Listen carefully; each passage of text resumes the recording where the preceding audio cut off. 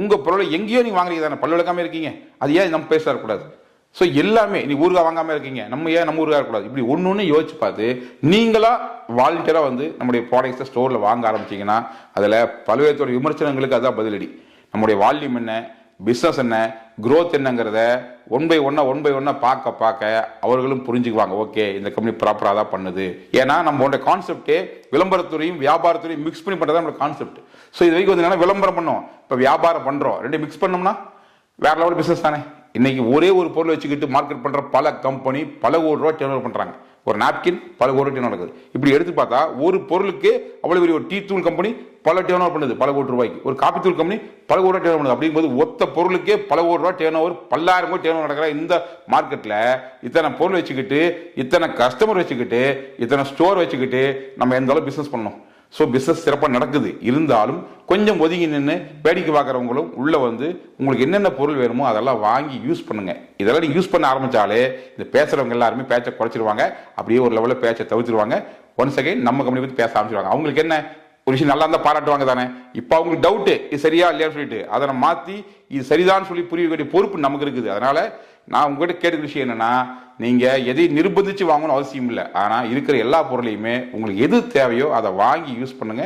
நல்லா இருந்தா தொடர்ந்து வாங்குங்க. இதெல்லாம் நீங்க பண்ண ஆரம்பிச்சாலே, மற்றவங்க சொல்ல ஆரம்பிச்சாலே, அது கூட ஆப்ஷன் தான், கம்பல்சரி கிடையாது. பட் சொல்ல ஆரம்பிச்சாலே இந்த தேவையில்லாம பேசுற அத்தனை வாயும் சிம்பிளா மூடிடலாம்.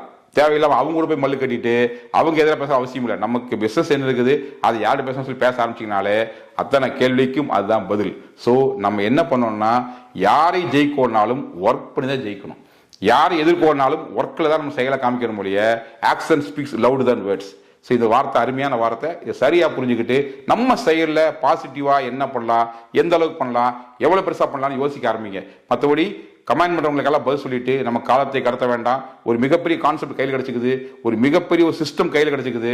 இதை கரெக்டாக பயன்படுத்திங்கன்னா நீங்க மட்டுமல்ல உங்களுக்கு சார்ந்த அத்தனை பேர் செட்டில் ஆக முடியும். ஸோ கரெக்டாக பிளான் பண்ணுங்க, புரிஞ்சுக்கிட்டு செயல்படுங்க.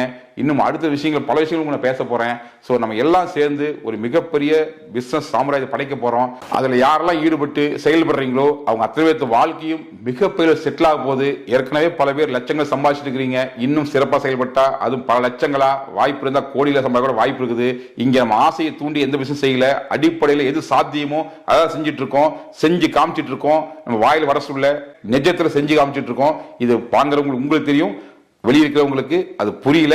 புரியும் போது அவர்களும் இதை பாராட்டுவார்கள். வழக்கமா சொல்றதான், நல்லவர் லட்சியம் வெல்வது நிச்சயம்.